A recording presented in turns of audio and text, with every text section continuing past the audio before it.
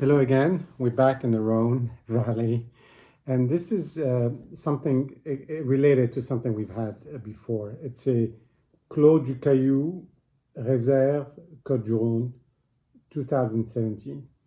Clos du Caillou, if we recall, we had a quartz Chateauneuf du Pape from 2001.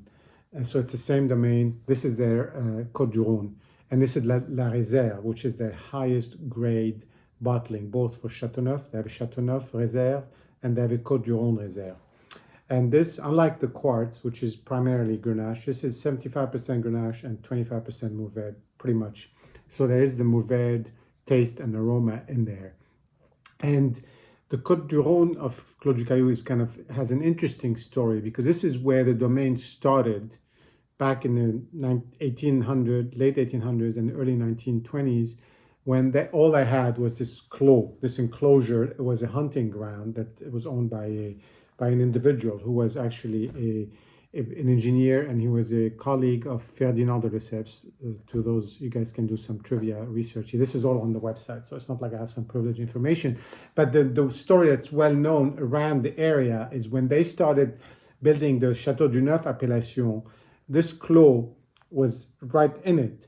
But when people who were doing the surveying tried to get in there, and there's a wall around it, the hunting warden didn't let anybody in, and then they just could not classify it as Chateauneuf du Pape. So it remains to this day a little plot in the middle of the Chateauneuf appellation that can only be called Côtes du Rhône, and this is where these are coming from. And this is just incredible, because you are getting Chateauneuf du Pape quality for not necessarily Côtes du Rhône prices, because these are expensive for Côtes du Rhône, but for certainly less than top Chateauneuf du Pape prices. The Grenache wines are about 65, 70 years old, and the Mourvèdre maybe 15, 16. A lot of planting and rebuilding has been done over the last 60 years. Anyway, enough about the history. So this is a young wine, but I wanted to try, because I'm really looking forward to potentially buying more of these since I've become a big fan of the Clos du Caillou and their wines after I've had some of the older Chateauneuf millésime. The color is kind of a little turbid. I mean, it's not very clear. I don't know if it's filtered or not, but it's just sort of a little muddy.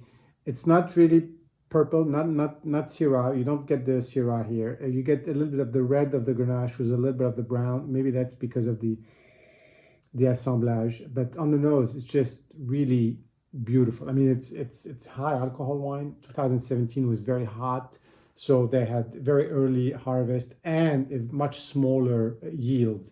But I think it's also reasonably drinkable, because it's a Côtes du Rhône. On the nose, so we get a lot of the red fruits, a little bit of gaminess was when I first opened the bottle, but it's dissipated by now.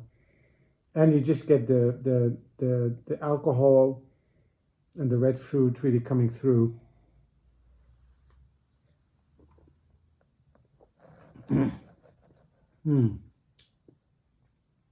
That is just really terrific. And again, remember, these are wines you can wait 20 years on the Caillou Réserve Côtes du Rhône. So this is really incredible that it has this.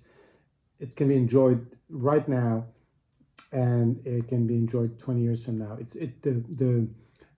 has really opened up since yesterday. So the mouth and the mouth, even the mouth itself, you still feel it right now in your mouth a few seconds after it's gone, almost overwhelming the finish, sort of in the back of your throat, which is really interesting. And it's just not. It's got a little bit of bubbliness, which is kind of interesting. I think it's a youth in the alcohol, but it's kind of fun. It doesn't really take anything away, and at the same time, it's just really very, very well balanced. I'm not a big fan of Mourvèdre, but here it really adds. I think that sort of darkness a little bit in the color and in the fruit, and I think it's just really terrific. Anyway, very highly recommended. Great Côtes du Rhône that you will get for Chateauneuf du Pape quality. Cheers, and see you soon.